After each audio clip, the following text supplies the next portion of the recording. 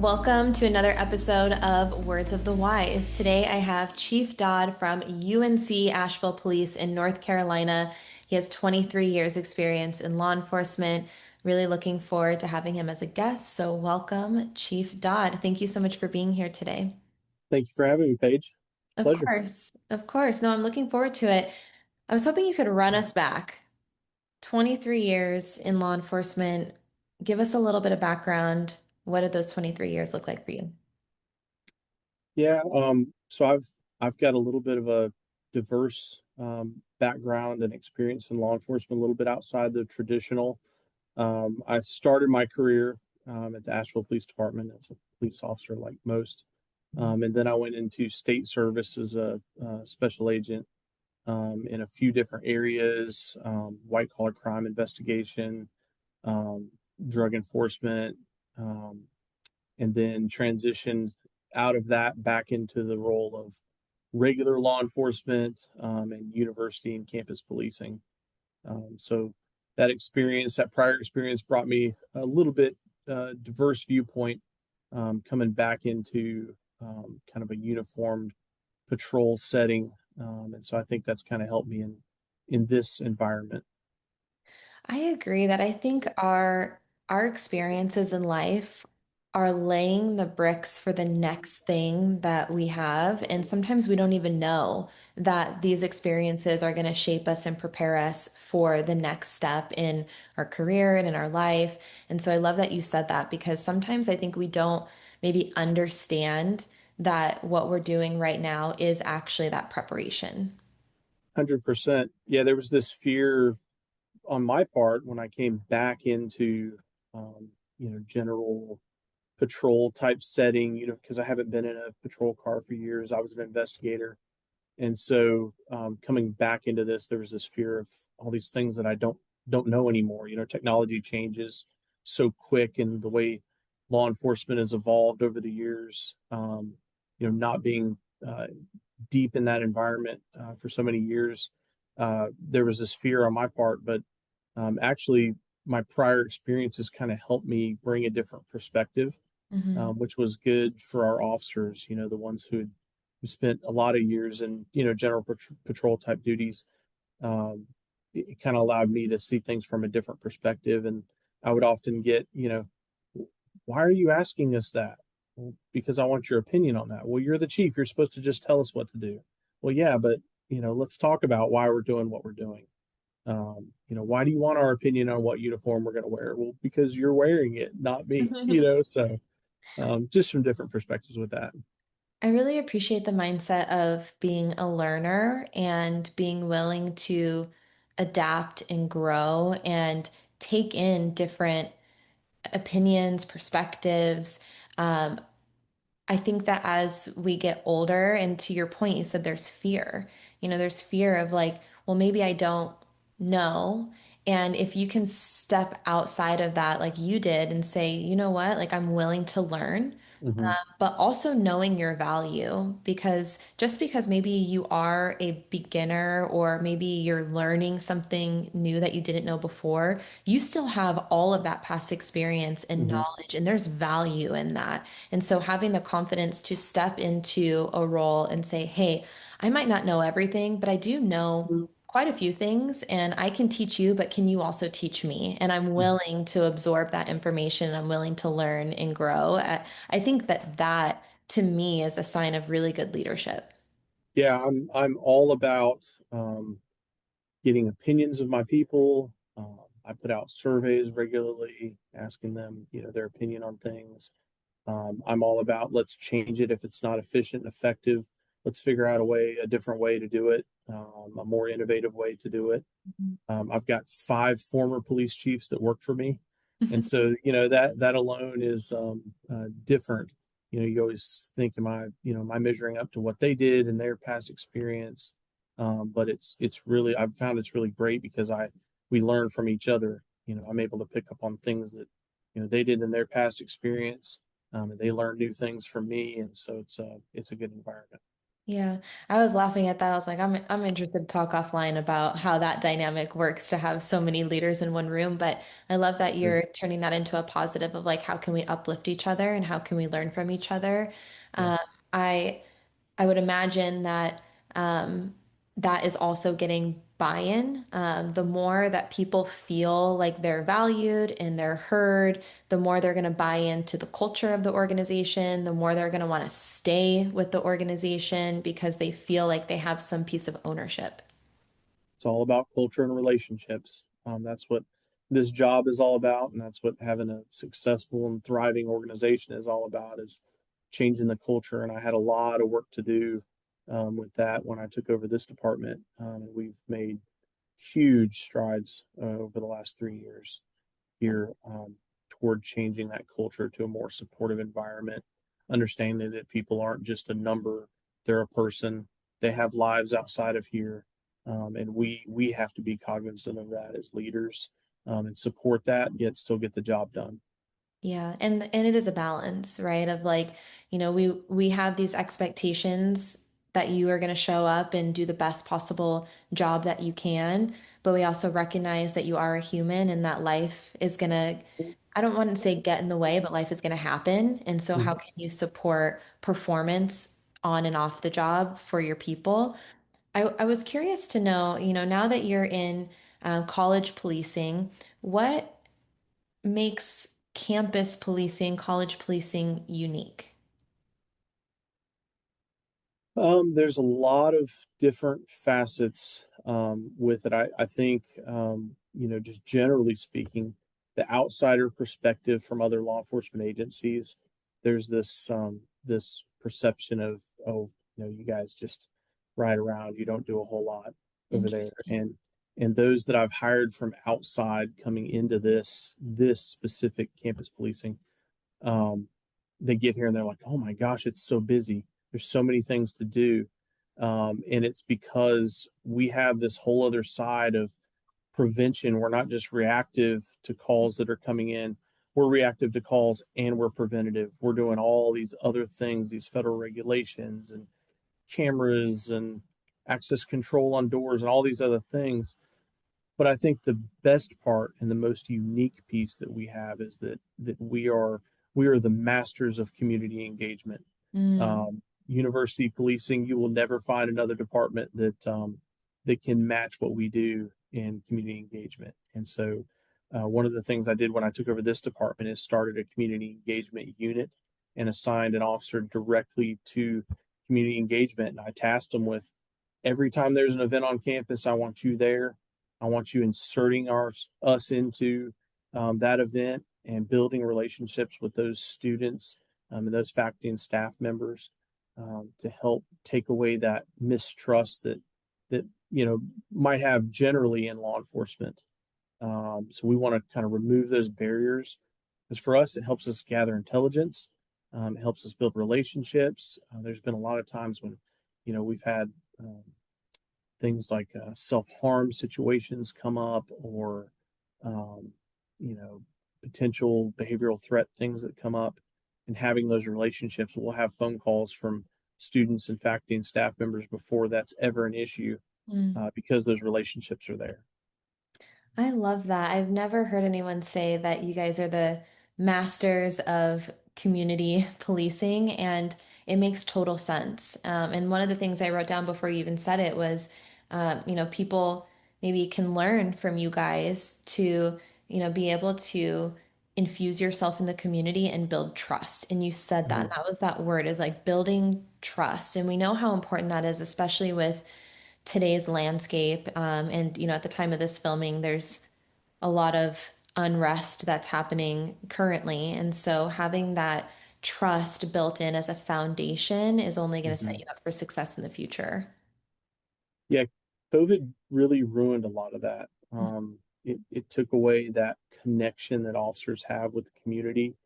And so there was this perception and reality that a lot of officers just stayed in their cars, rolled up the windows, didn't want to have contact with people.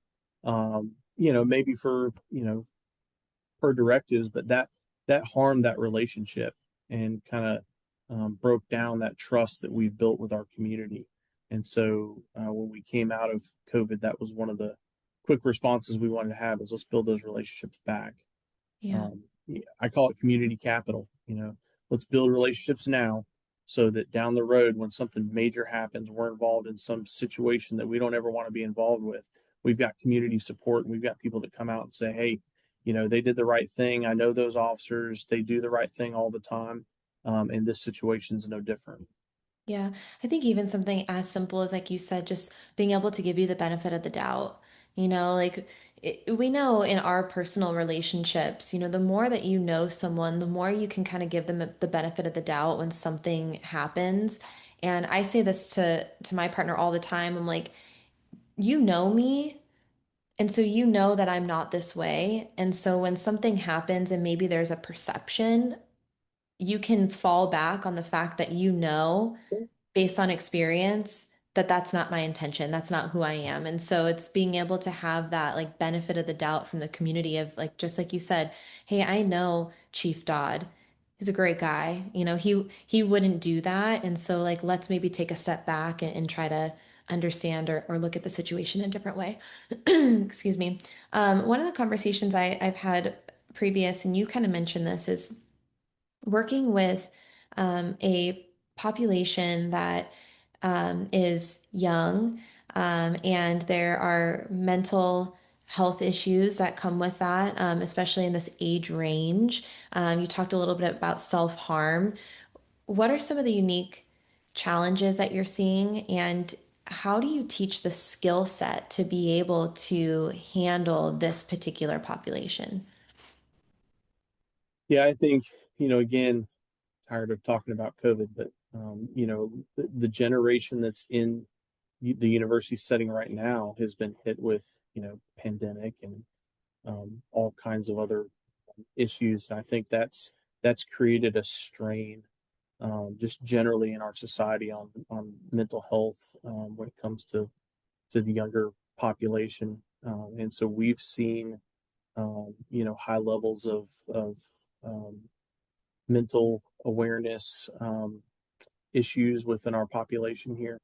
And so I think, for us, it's about how can we get them support outside of law enforcement. We have to wear 100 different hats, and we're never going to be expert mental health professionals.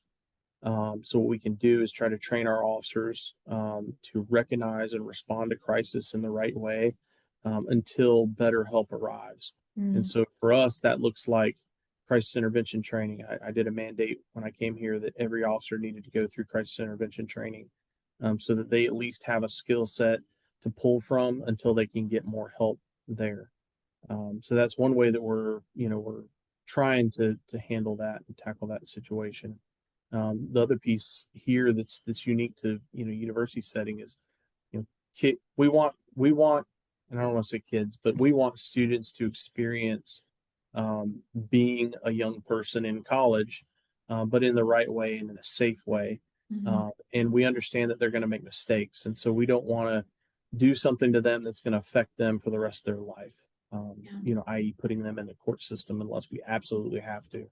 So we really try to use a lot of alternative means for that, student conduct and other ways to affect a change in someone and correct behavior without law enforcement on them. And I think that's a tool that we have that, again, your regular general municipal police departments don't have that we do. Do you think it's heavily influenced by communication skills? Like, do you think that just having really, really good communication skills to be able to relate and, get the why and de-escalate and, get the support that they need, do you think that that's maybe something that you guys excel in?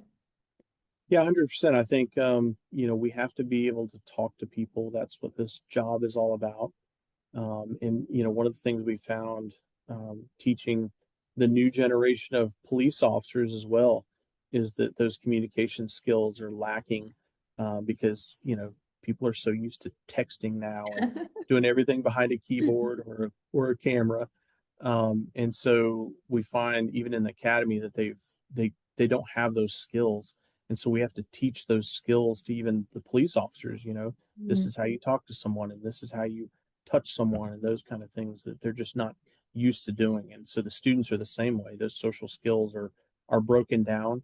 And so we have to figure out ways to bridge that.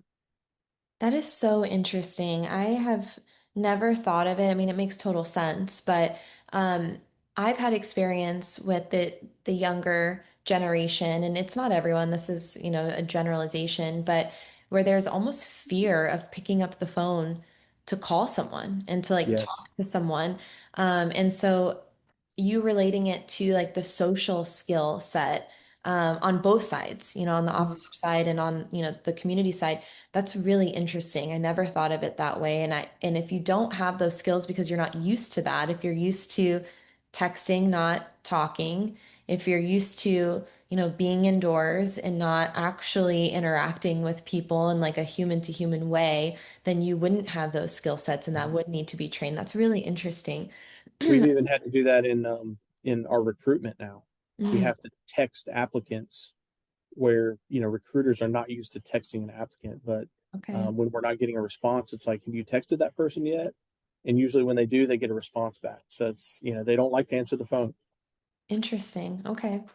I know that you said that when you stepped into this current role, that there was a lot of work that you needed to do to create a culture where everyone felt supported and that their wellness was a priority. You also talked offline to me a little bit about like your four pillars and maybe the four legs of the stool is how you said it. Can you maybe give some insights in some of the things that you have had to change or some of the things that you're doing to prioritize wellness for your team? Sure. So um, when I came here, we were 56% down in staffing, Wow. which is significant, and especially for a smaller department like we are. And so, there was a lot of turnover and retention issues simply for the fact that people were burned out. They were, working massive amounts of overtime, trying to cover, the shortages. And I think it's a nationwide problem. And it's not just us. But changing the culture here to understand that you're not just a number. We really do care about you. I talked about recruiting. We put an emphasis on recruiting quickly, get people in here, get the right people in here, not people that are Mm. going to come in and create a problem with our students. It's got to be the right person. But getting the right people in and then changing that culture, you start to build relationships with your people, and that actually helps with recruitment. A lot of our officers now are, they go out and they're our best recruiter. Yeah. They're telling other people, come on over. This is a great place to work. And so I think that's the number one key for what I did here. Now I have what I like to call the four-legged stool, and it's physical wellness, mental health, financial support, and spiritual well-being. And I think so often in this profession, we talk about physical health and wellness. We talk about mental now that we've broke down some of that stigma, but we forget about those other two pillars, that financial and spiritual well-being. And I think, from financial, it's not just about how much you make, but it's teaching your officers how to invest their money the right way early on, how to spend money the right way.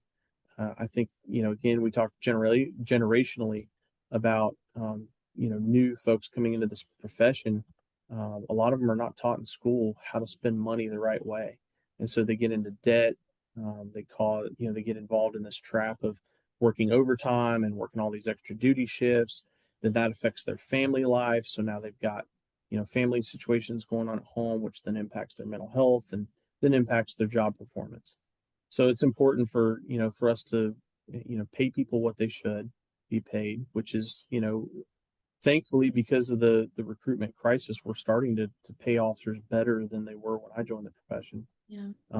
But we've got to teach people how to support financial well being, and then that spiritual well being as well. No matter what you believe, we've got to have officers that have a sense of purpose. and a sense of hope. And if they don't have that, they're not going to be good police officers. So we've got to fulfill that side as well and talk and be willing to talk about that. Yeah, no, I appreciate that. And to your point, I think everything is related to each other, and Hmm. if you're saying that you're coming in and your officers are tired, they're burnt out, they're working overtime already. Now someone gets injured and everyone has to pick up the slack. Now someone is in debt and they have to continue that cycle of working and being tired and burnt out and not there for their family. And so I appreciate that you related all of them together because I do think that they're intertwined. I'm really curious, what is your strategy? And this goes back to recruitment because you said hiring the right people. How do you do that when you're down 56%? Like, how do you not just hire for numbers? Like, how do you have the patience and the ability to say, no, we're going to make sure that we're hiring the right candidates for our agency? Because I think a lot of people struggle with that. It's like everyone is so down that it's almost like take what you can get without trying to like compromise standards. But it's like, how do you do that? Or did you have a strategy for that?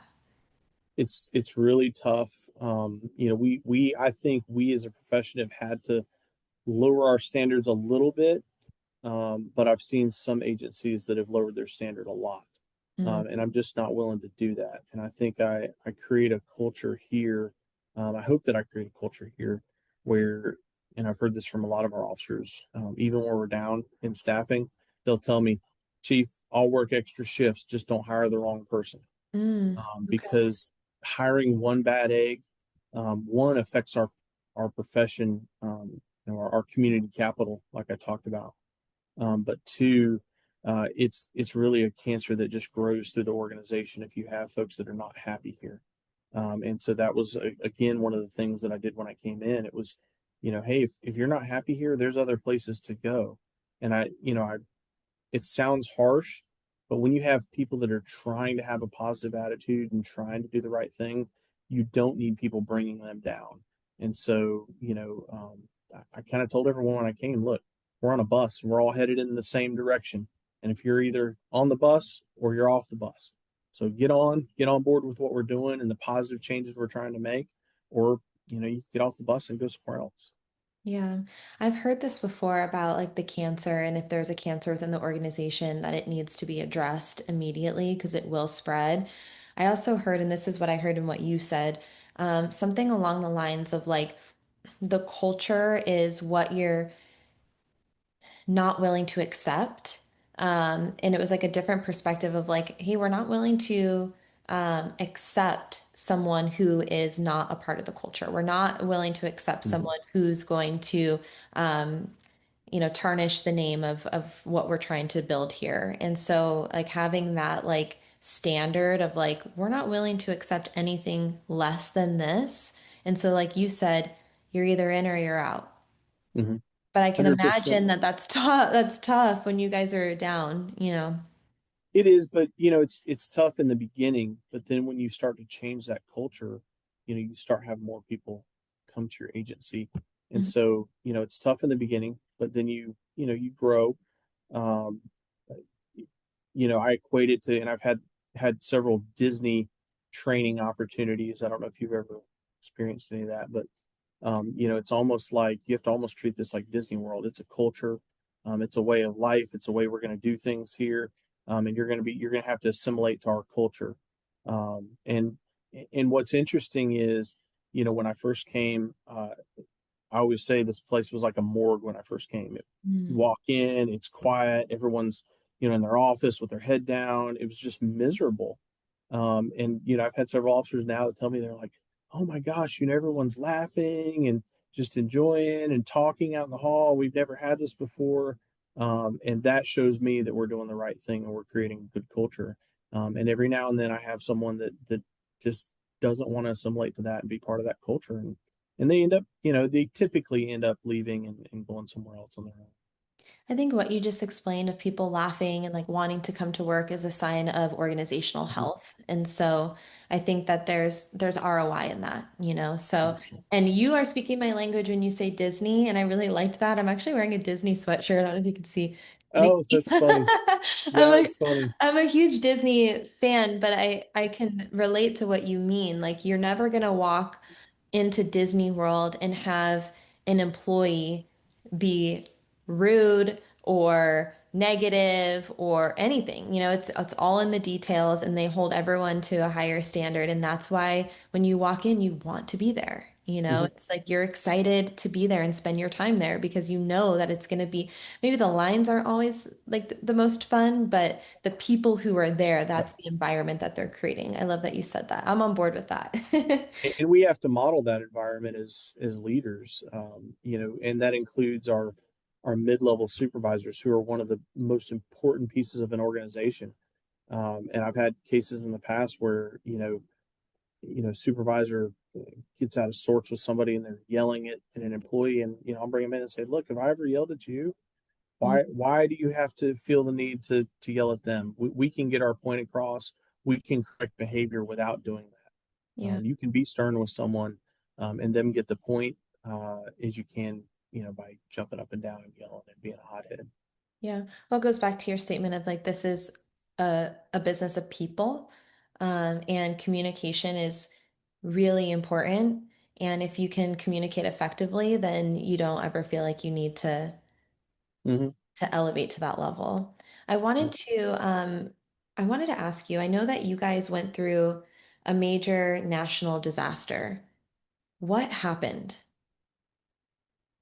We did. So this is what FEMA would call a Type 1 incident, which is the highest level incident, which is sustained personnel. We had to have responders from all over the country come in to help. We had Hurricane Helene direct impact our area. And the significance of that for us is the fact that, when a hurricane impacts a hurricane prone area, like Florida, for example, they're a little bit more equipped to deal with that. But geologically, they're a little bit more equipped to deal with that. When it hits the mountains, all that water rolls down and creates massive mudslides and massive flooding. And so it rained multiple days leading up to the hurricane. And then once we had direct impact from that, we had extensive flooding, extensive mudslides. It really changed the geography of our area. A lot of trees down, a lot of loss of life, casualties, and I think the number is $53 billion in damage now to our area. What was that like as a leader? I would imagine that had a direct impact on your team and the things that you had to do organizationally. What was that like as a leader, and how did you navigate that with not only support in the things that you needed to do, but how did you keep morale? Like, how did you support your people through such a tragic incident?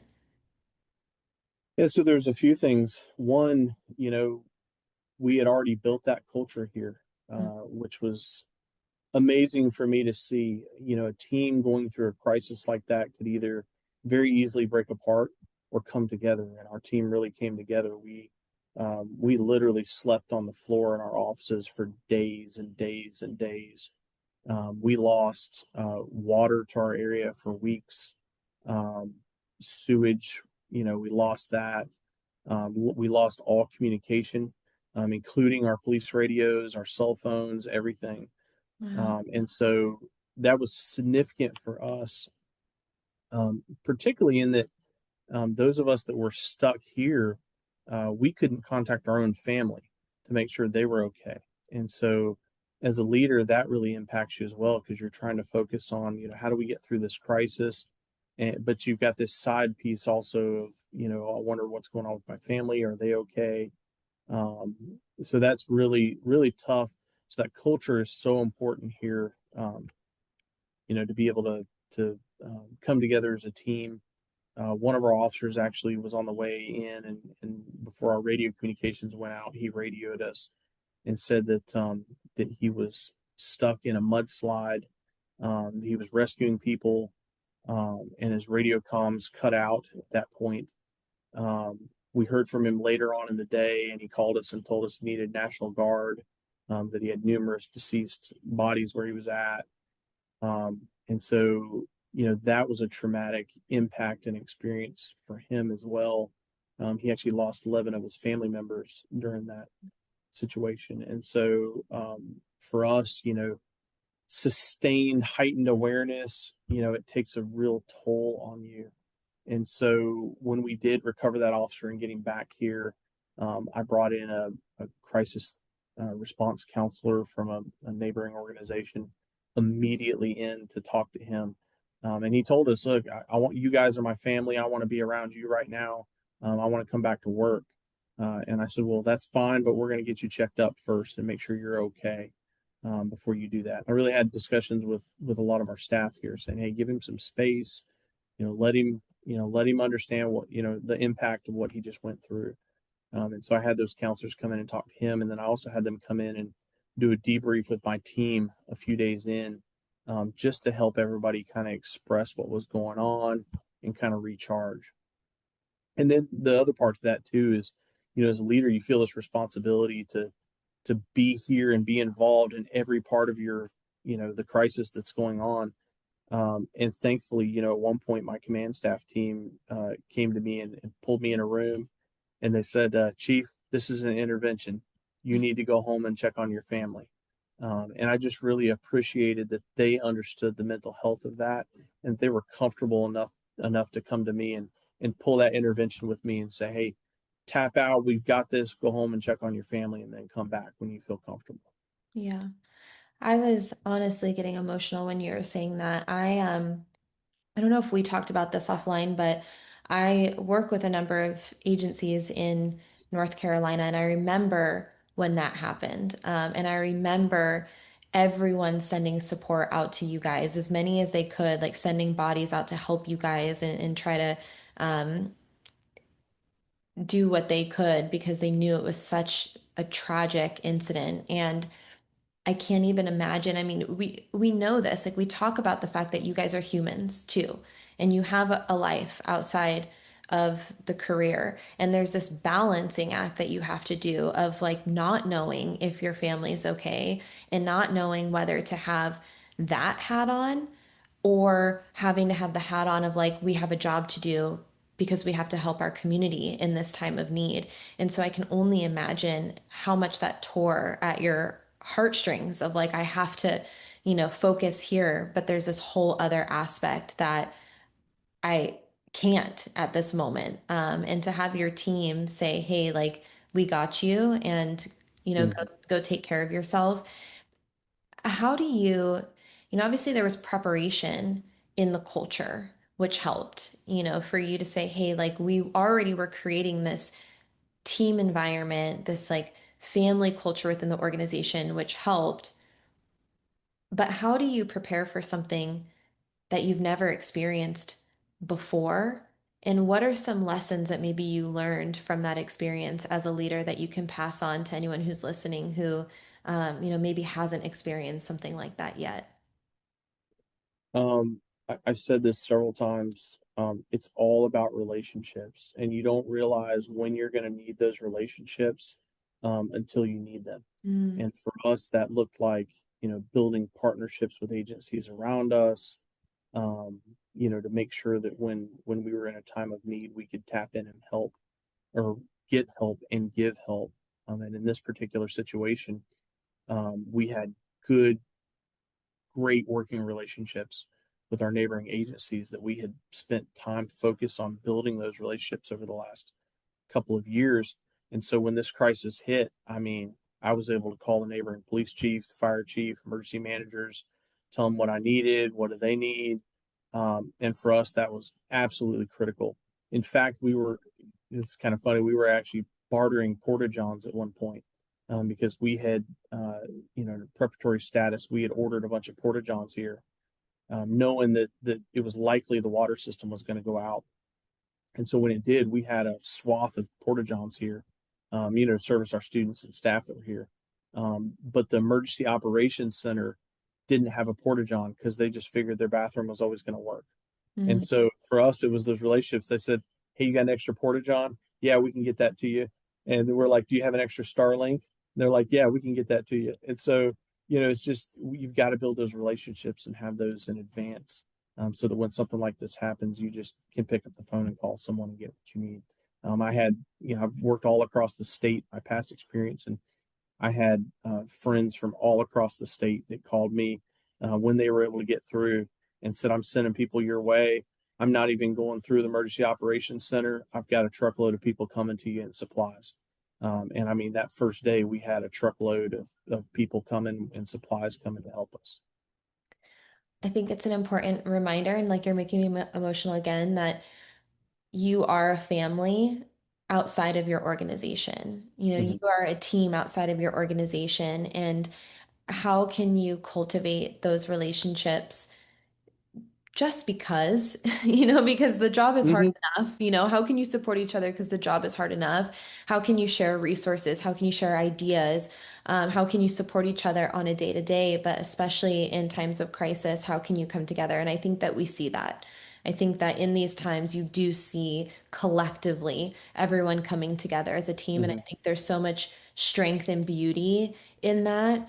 And I'm so glad that you had people who were supporting you and that you were able to support them in return. And I think it's just an important message to remember that. I think sometimes agencies are so siloed into like the day to day and what they're doing. But if you can zoom out a little bit and, bump elbows and share ideas and build those relationships in advance, it's going to help the career flourish. Yeah, I'll tell you, I've been in some geographic areas where, agencies were at odds. Everybody wanted to do their own thing. And that's always tough, particularly in situations like this. And I go back to, that perception from municipal law enforcement agencies toward campus law enforcement agencies of, what can they do for me? But even during this crisis, when we evacuated our students here, we immediately opened up our dining facilities, our housing facilities, and started bringing in responders. We were feeding 300 or 400 responders every single day for a month Oh, straight.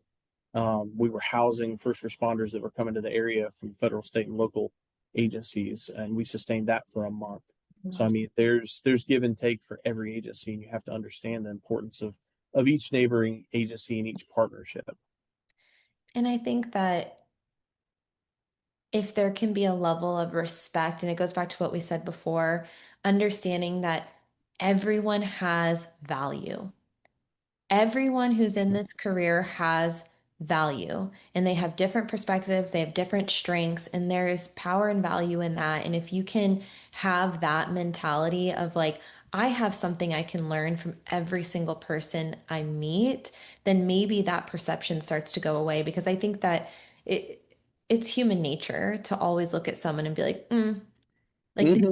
they Hmm. might not know as much as I do, or especially as you start to Right, progress in your career, I would imagine there's like, what can I learn from them or the younger right. generation or whatever. And I think if you have that mentality of like, I can learn something from everybody, then that like level of respect and community starts to grow stronger.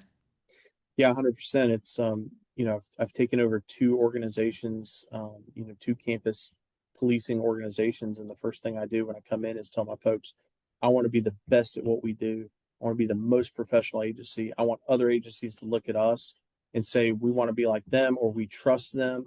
And that's what I try to build every place I go. And so far, it's worked very well. It sounds like it. I wanted to maybe highlight some of the things that you guys are doing organizationally to support long-term wellness. So we know that you front-loaded everything with culture. We had this national crisis where you guys came together. What does the ongoing support look like organizationally from a wellness perspective? Yeah. So right now, obviously we talked about culture, but it's how can we get mental health resources to our officers, remove those stigmas, Mhm. uh, to make it okay to not be okay. We've got some officers even now that are going through some significant things with their family life, and being able to support them and have them understand and feel comfortable coming to us. is huge.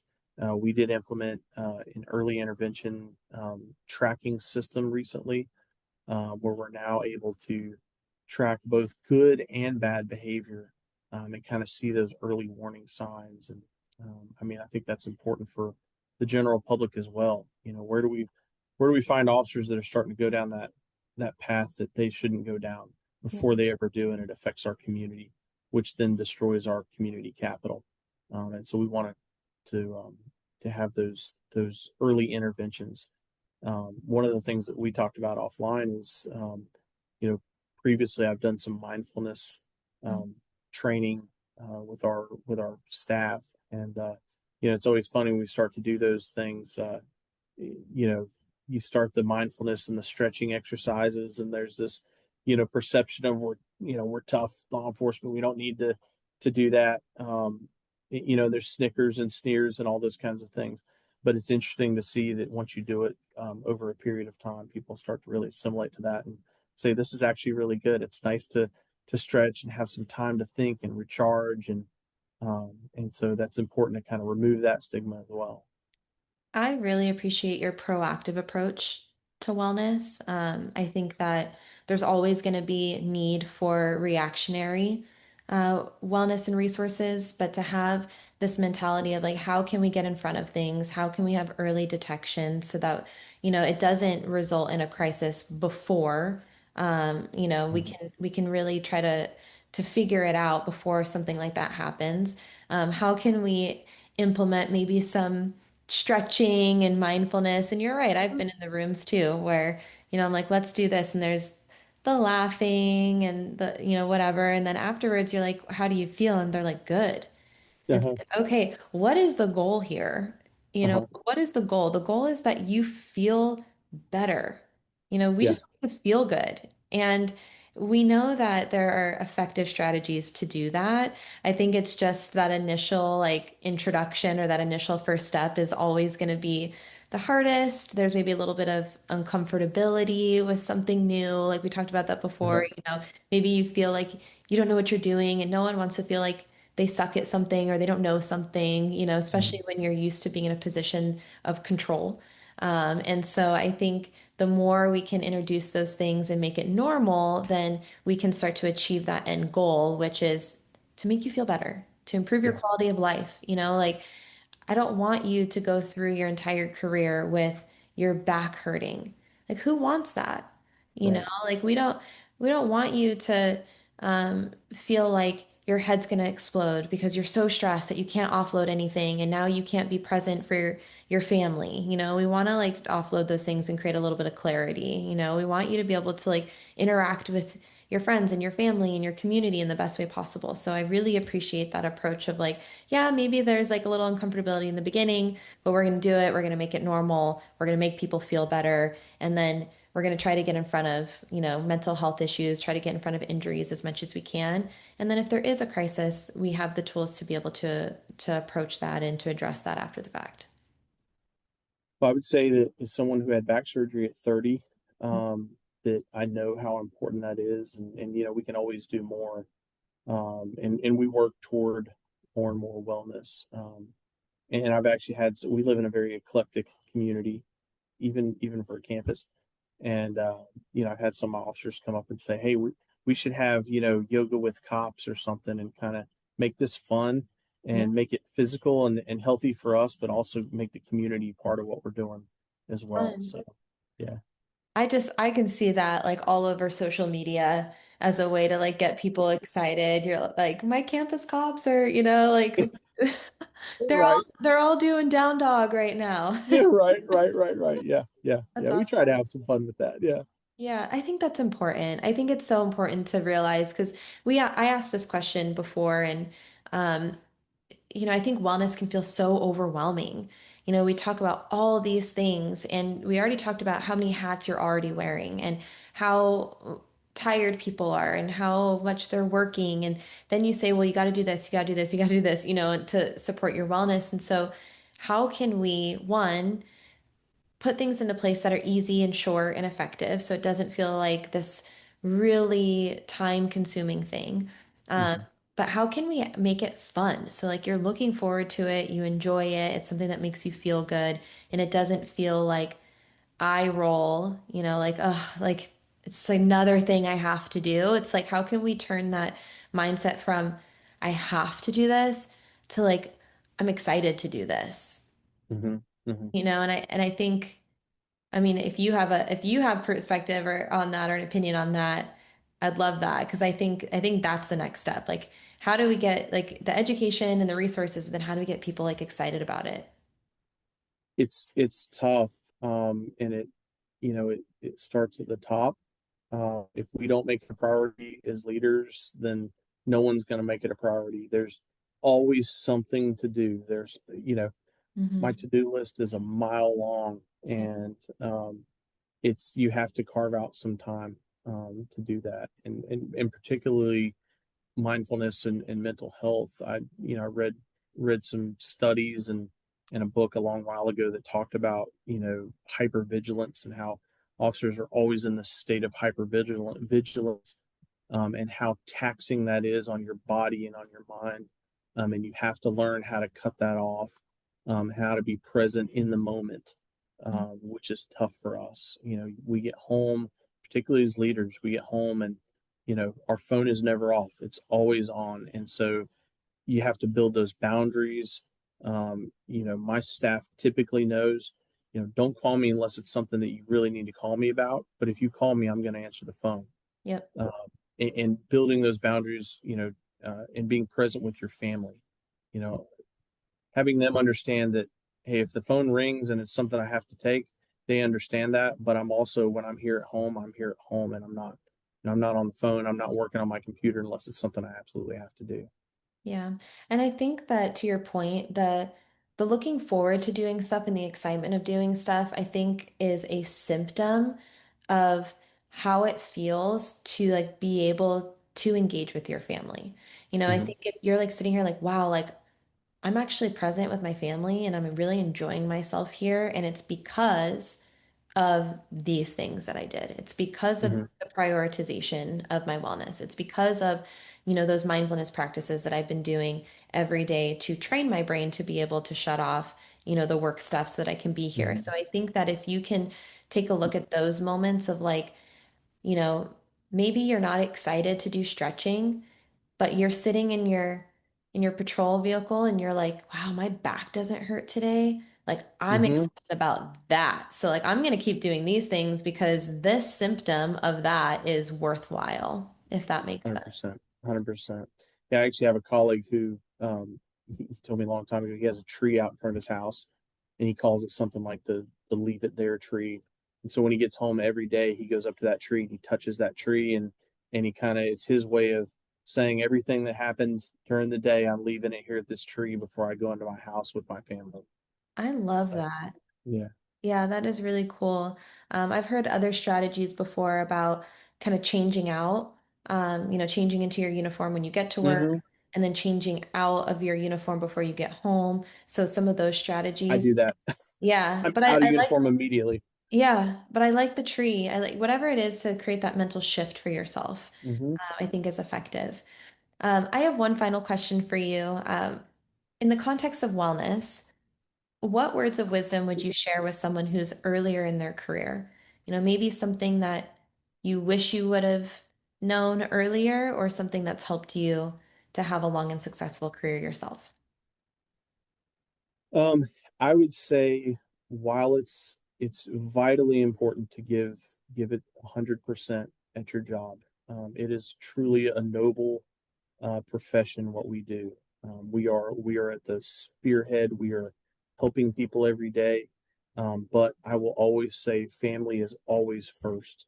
Mm, The job will always be here. When you die, they will post your job probably before your funeral. And I think it's important for people to remember that. Don't sacrifice your family for this job. And then part two to that is it's all about relationships. Like we've said kind of throughout as a theme of this, it's relationships with other professionals, it's relationships with your community, it's relationships with your family. All those things are important. So it's all about relationships. And I would always focus on that. The relationships that you destroy now will come back to haunt you later on in your career. Thank you. Thank you for your time. I appreciate it so much. I have really enjoyed this conversation. So thank Sure you. thing. You too. This was fun. Absolutely. We'll stay in touch.